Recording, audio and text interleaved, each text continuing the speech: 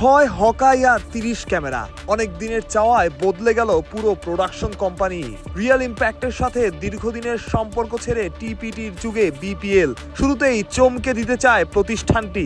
মালামাল সব ready, box থেকে বেরিয়ে আসছে কোটি টাকার ক্যামেরাগুলো। ব্যাগে কেমন থাকছে আর কি বদল আসছে? 6টি হকাই সহ মোট 30টি ক্যামেরা ব্যবহৃত হবে আসন্ন বিপিএলে। থাকছে ব্যাগি ক্যামেরার ব্যবহার, যেটা শুনেছেন আগেই। স্পাইডার ক্যাম না থাকলেও একাধিক ড্রোনের মাধ্যমে দেখানো হবে এরিয়াল ভিউ। আর কি চাই, সাধ্যের মধ্যে করা হবে সবকিছুই। লোকবলে বিরাট বদল আনা হয়েছে। আগে যারা ছিলেন তারা অনেকেই নেই। বহু বছর পর বাংলাদেশে এসেছে আমেরিকান ব্র্যান্ড NEPর ক্যামেরা, যা ব্যবহৃত হয়েছে বড় সব টুর্নামেন্টে, এমনকি বিশ্বকাপের মতো আসরেও। সেই ক্যামেরার যুগেই আবার ফিরতে যাচ্ছে বাংলাদেশ ক্রিকেট। এই টুর্নামেন্ট অর্থাৎ বিপিএল দিয়েই কর্তব্যরতদের সাথে কথা বলে নিশ্চিত হওয়া গেছে ব্রডকাস্টে পরিবর্তন আসছে, এতটুকু নিশ্চিতই।